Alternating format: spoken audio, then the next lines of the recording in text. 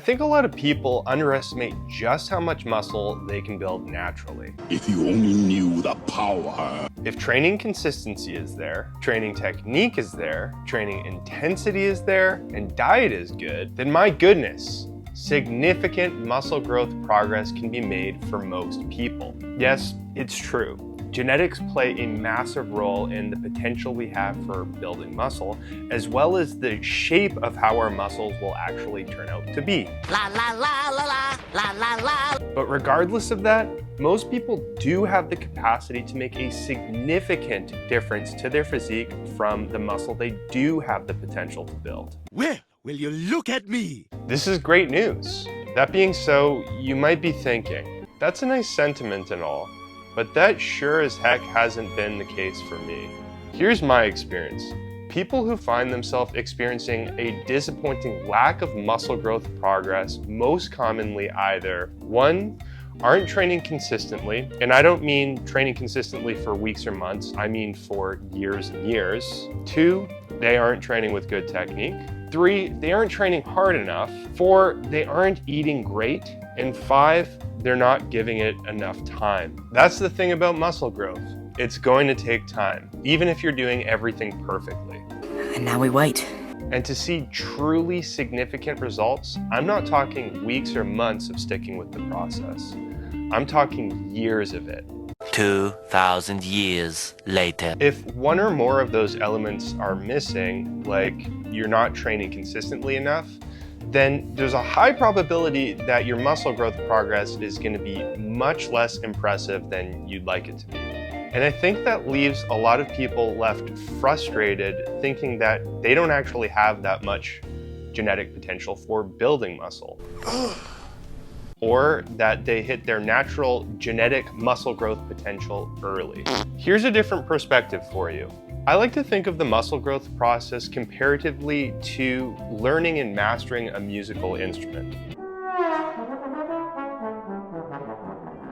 To become more of a developed musician, you'd probably need to practice consistently, aiming to focus on your technique and also to try to make the most efficient use of your practice sessions as is possible. Without doing that, you'd probably find yourself not improving as much as you'd like. And to make truly exceptional progress as a developing musician, it takes much more than sticking with the process and practicing for weeks or months. It usually takes many years of it.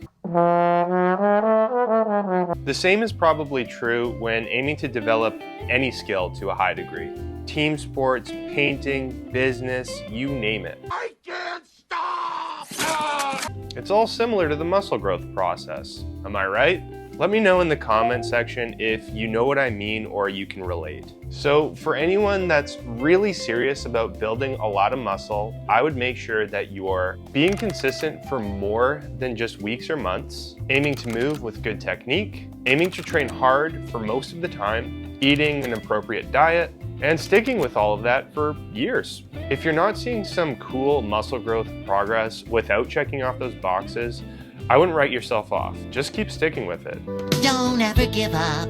To give you some examples of just how much potential a person might have to transform naturally, I'm going to show you several contemporary natural bodybuilders. Alberto Nunez, Jeff Alberts, this is Eric Helms, Steve Hall, Leroy Rollins, Dirk Emmerich, who was last year's WNBF lightweight world champion, Benjamin Schuster, who was last year's middleweight world champion, and Brian DeCosta, who was the heavyweight and overall world champion at last year's 2023 WNBF Worlds. Pretty crazy, right?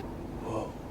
Each of those incredible natural bodybuilders are each different individuals with different genetic dispositions at different stages of their muscle growth journeys, who have each massively transformed their physiques through natural muscle growth. Wow. What each of them have in common is they spent years training consistently, hard, with good technique, albeit sometimes with different training styles, and have eaten a good diet for most of the time. Wow. And to be clear, they look the way they do not from having stuck with the process for weeks or months, but for having done so for years and years. And I've got to say, each of them are really worth looking up, as they are either great providers of education, entertainment, and or sharing some of their own personal experiences as far as muscle growth, fat loss, or natural bodybuilding goes. I've included each of their links in the description, so make sure to check them out. And shameless plug, here's little old me in my competition season last year in 2023. Not terrible. Hopefully this all gives you a good idea of what can be possible as far as natural muscle growth goes. Anyhow, next up is the moment you've actually been waiting for. I'm going to show you some of my chest training to build a big, noble, developed, impressive, and utterly heroic chest. And in doing so, my hope is that some of what I share might be helpful for you on your quest to building a bigger chest. Let's dive into it. The flat barbell bench press. But my goodness, this isn't just any normal flat barbell bench press. This is a cambered bar bench press. So if you take a close look, you'll notice that the barbell that I'm using, there's a gap in the middle. It's different than your regular Olympic barbell that's just straight all the way across.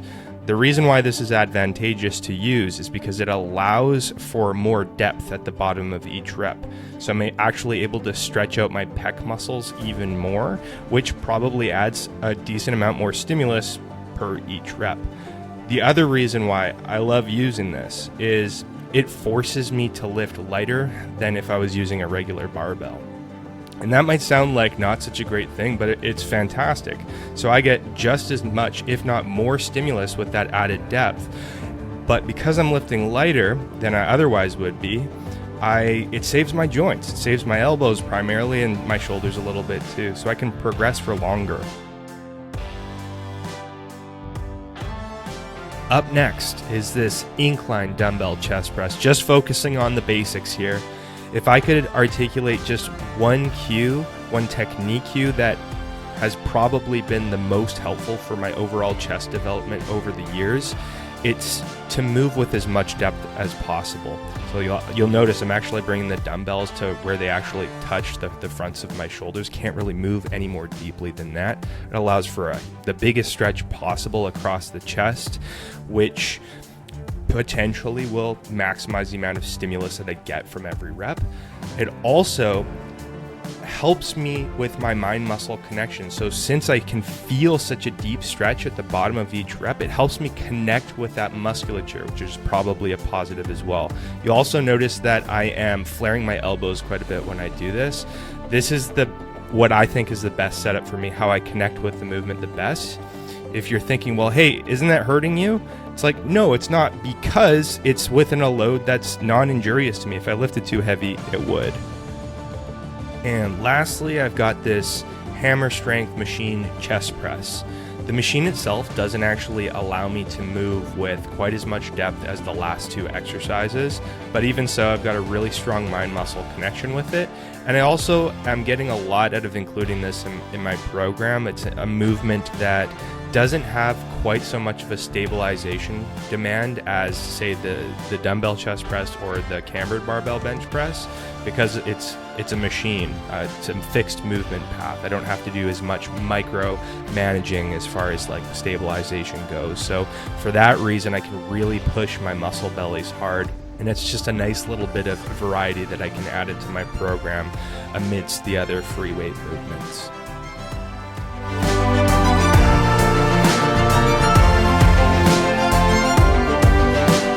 And that's my chest training for you.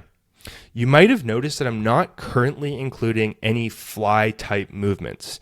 And the reason for that is, over the past year or so that I've intermittently experimented with and dabbled with like cable flies or machine chest fly variations, I found that each time I try them and I try to push hard with them, that my biceps usually end up being the limiting factor of the movement before my pecs. And because ideally I'd want to include flies to target my pecs, not my biceps, it's probably not an ideal thing to experience. So for the time being, I'm perfectly content with just sticking with the pressing type movements. They seem to be the most productive and efficient for me right now. And then who knows, maybe sometime in the future I can consider including flies again and see if I connect with them a little bit better later on down the road. Anyways, I want to say a big thank you for being here, watching this video. If you like the video, please like it. Of course, subscribe to the channel if you want to see more videos like this one. And as always, lift hard, lift smart, and I'll see you in the next video.